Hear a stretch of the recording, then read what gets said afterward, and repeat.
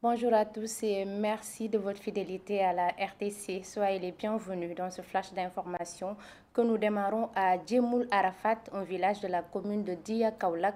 Les robinets sont à sec depuis 15 ans. Les habitants, en particulier les femmes, rencontrent d'énormes difficultés pour s'approvisionner en eau après de nombreuses alertes lancées par la population. Et face à cette situation devenue insoutenable, la municipalité est intervenue avec une solution provisoire en attendant la construction d'un forage censé apporter une réponse durable. Ousmane Dem, reportage. L'eau, c'est la source de vie, dit-on. Mais à Arafat Djemoul, les populations sont privées du liquide précieux durant des années. Nous, population de Djemoul Arafat, nous avons traversé des quinzaines d'années de disette. Si je vous dis que nous buvions des eaux de pluie, des eaux qui stagnent, des eaux de pluie qui stagnent dans les rues, vous ne croyez pas. Des enfants se lavaient dans les eaux qui stagnent. Ici, pendant l'hivernage, les enfants souffrent de toutes sortes de maladies, diarrhée, etc. parce qu'on n'avait pas d'eau. Face à cette situation, ces populations ont crié sur tous les toits pour se faire entendre. Les femmes ont créé une marche. Et vraiment, le monsieur le maire a fait une lecture édifiante et une lecture pertinente par rapport à cette marche. Il pouvait dire, ces gens-là sont contre moi, ils veulent me destituer, etc. Mais il nous a appelés à travers cette ville, à travers Ndaipen et Mamiak. Je vous ai compris. C'est par la suite que la municipalité de Dia a réagi positivement. Et quand nous avons entendu cette doléance, nous en avons fait une priorité. Et j'avais dit à l'époque avec mes collaborateurs que dans le court terme, nous allons trouver une solution provisoire. Et c'est la solution provisoire que nous venons de réaliser aujourd'hui, c'est-à-dire donc une adduction d'eau en intégrant le quartier dans le réseau hydraulique de la commune de Dia. Je ne pense pas que cette solution puisse être pérenne. Et c'est pourquoi donc, nous avons déjà introduit au niveau des autorités une demande pour que Djemoul, qu'on puisse implanter un forage au niveau de Djemoul. Pour montrer leur satisfaction, ces femmes qui ont longtemps pâti de cette pénurie d'eau ont organisé une veillée culturelle. Et au même moment, le village de Mbayen Tchasdé, dans l'arrondissement de Yangyang, département de Linguère, est désormais raccordé au réseau électrique grâce au programme d'urgence de développement communautaire PUDC. Un grand soulagement pour les habitants. Le PUDC a aussi aménagé un périmètre maraîcher de 2 hectares pour encourager les jeunes à rester au village et créer de la recherche. Reportage Mamoudou Tchane. Le PUDC a raccordé le village de Mbayen Tchasdé au réseau de transport électrique. Ce gros village, niché dans l'arrondissement de Yangyang, sort ainsi des ténèbres. Les populations de Mbayen Tchasdé, par la voix de leur porte-parole Elas Djiba, pousseront désormais un ouf de soulagement. D'autant plus que l'accès à l'électricité va changer le cours de leur vie. Elas Djiba. Il faut signaler également que Mbayen Tchasdé est l'un des plus gros villages de la commune de Camp. Et maintenant, du point de vue infrastructure, le village de Mbayen souffre. Maintenant, avec l'arrivée du PDC, nous avons un ouf de soulagement. Le maire de Camp dira que l'État du Sénégal, à travers le PUDC, vient de répondre à une vieille doléance. Biramba. Cette cérémonie de mise en service du réseau électrique de Mbayen Tchasdé a été une vieille doléance. Et Dieu merci, l'électricité à Mbayen est devenue une réalité grâce au PUDC, mais grâce à l'État du Sénégal. L'installation du réseau électrique à Mbayen Tchasdé entre dans le cadre du projet d'électrification de 2000 villages au Sénégal.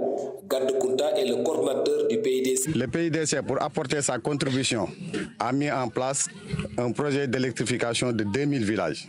C'est dans ce cadre que nous sommes là, ici à Mbayen Tchasdé, pour procéder à la mise en service de ce système. Il invite les populations à veiller à l'entretien du périmètre agricole de 2 hectares mis en place pour fixer les jeunes sur place et créer de la richesse. A demandé à la population de veiller sur le périmètre agricole qui a été mis en place par le PUDC.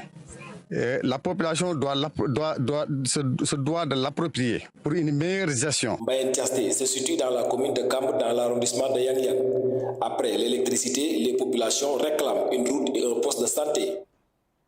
Mamadou Tchan, un incendie d'une rare violence s'est déclaré ce samedi tôt le matin dans un des plus grands ateliers de menuiserie à Vélingara.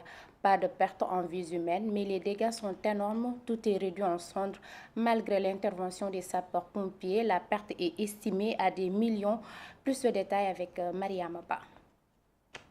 Un réveil brutal pour certains habitants du quartier Samba-Kaison, notamment près de l'atelier de menuiserie de M. Aliou Abité. En effet, un feu violent a tout ravagé, même si les riverains sont arrivés tôt sur les lieux pour les premiers secours. J'ai prié le matin, voilà, j'ai vu du fumée, je suis allé regarder et j'ai vu que c'était du feu. Donc j'ai alerté. Les gens nous ont aidés. Alerté vers 7 heures, mais voilà, vers 7 heures, ils sont arrivés vers 7h30. Voilà. Depuis ça, on est là. On remercie l'ensemble des populations du quartier, voilà, qui nous ont aidés pour le début. C'est eux qui nous ont aidés à faire sortir quelques bagages. Informés, les éléments de la brigade des sapeurs-pompiers de Vélingara s'est dépêché sur les lieux pour éteindre les flammes. On va alerter ce matin à 07h09 pour un feu à Vélingara au quartier Samba-Kaison à hauteur de la Saint-Denis. Une fois sur les lieux, il s'agissait de violents coups d'atelier de menuiserie qui menaçaient les habitations. On a quitté à 07h10, on est arrivé à 07h14. 07h15, les opérations ont démarré. Et rapidement, on a pu maîtriser l'incendie. Maintenant, côté moyen, nous avons mobilisé 3 engins, dont 2 engins pompes, dont un engin du centre de secours de Koungane qui était venu en renfort, un engin pompe du centre de secours de Vélingara et un véhicule, un véhicule d'intervention légère. Après quelques heures, ils ont réussi à maîtriser le feu. Cependant, les dégâts matériels sont énormes. Beaucoup de matériel parti en fumée, c'est des millions. C'est des millions qui sont perdus ici. L'origine du feu qui n'a rien laissé à M. Bitey reste pour l'instant inconnue. Toutefois, la gendarmerie a ouvert une enquête pour déterminer les causes. À présent, direction Jugansor, le cabinet Croissance en partenariat avec le Women Power Tour a organisé ce week-end un atelier de formation sur le numérique et l'intelligence artificielle. L'objectif était de permettre aux femmes entrepreneurs d'acquérir des compétences dans les métiers du numérique et je vous propose d'écouter Babacar Signaté, qui est le fondateur du cabinet Croissance au micro de Aïssatou Ginette Batché.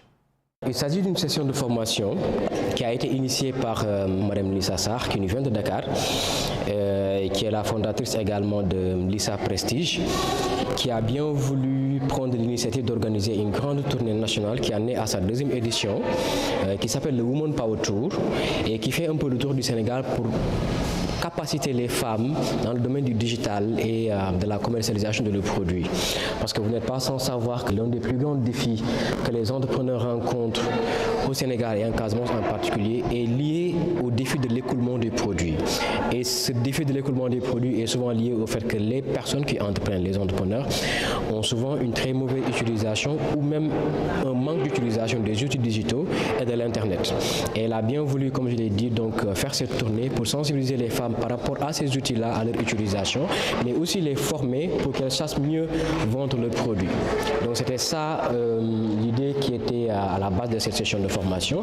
Et elle nous a contactés, nous, en tant que cabinet croissance et incubateur, pour qu'on puisse l'accompagner dans l'organisation de cette session de formation ici à Ziguinchor. Donc ça a été un réel plaisir pour nous de nous positionner en tant qu'organisateur et coordonnateur de l'événement ici à Ziguinchor.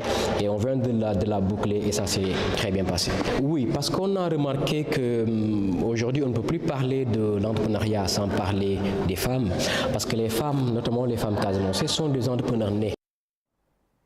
Et nous terminons à Dakar. Le marché Kermel est l'un des plus prisés par les touristes, notamment pour ses produits alimentaires et artisanaux.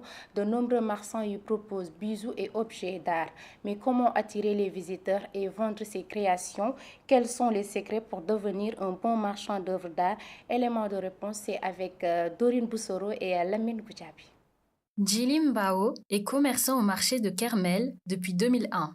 Il vend des instruments de musique et des sculptures en bois aux touristes tous les jours. Un métier qui lui demande d'être persuasif et de bonne humeur. Si tu es un commerçant, il faut toujours sortir les dents. Il faut être souriant, accueillant et gentil. En même temps, vous pouvez regarder ce que je fais. En plus d'être accueillant, un commerçant d'œuvres d'art se doit de connaître l'histoire qui se cache derrière chaque œuvre pour mieux les vendre aux clients. Ce qui est blanc que vous voyez ici, c'est des coris. C'est des anciens monnaies africains. Ça, c'est les 7 jours de la semaine. C'est le calendrier africain.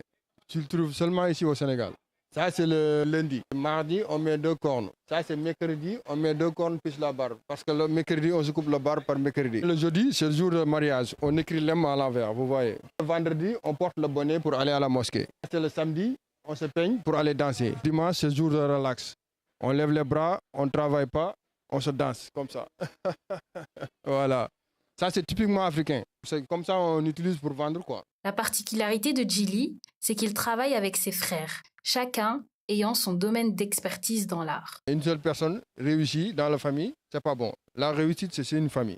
C'est pour cela qu'on travaille ensemble. Là, c'est mon frère qui vend ici. Il fait des tableaux et les magnettes. J'ai un autre frère aussi qui s'appelle Bachir. Il fait les tissus, bien beaucoup d'oreilles en bronze, des tours de taille. Les femmes, ceux qui portent la nuit pour attirer la mariée, des casques. Ça, c'est comme ça, c'est un peu rigolo, quoi. Le rire, le storytelling et la persuasion sont donc pour Djily Mbao des qualités essentielles pour essayer d'attirer dans ses filets de nombreux touristes.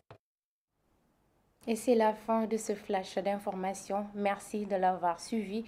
L'information continue également sur uracsenegal.sn. Excellente journée.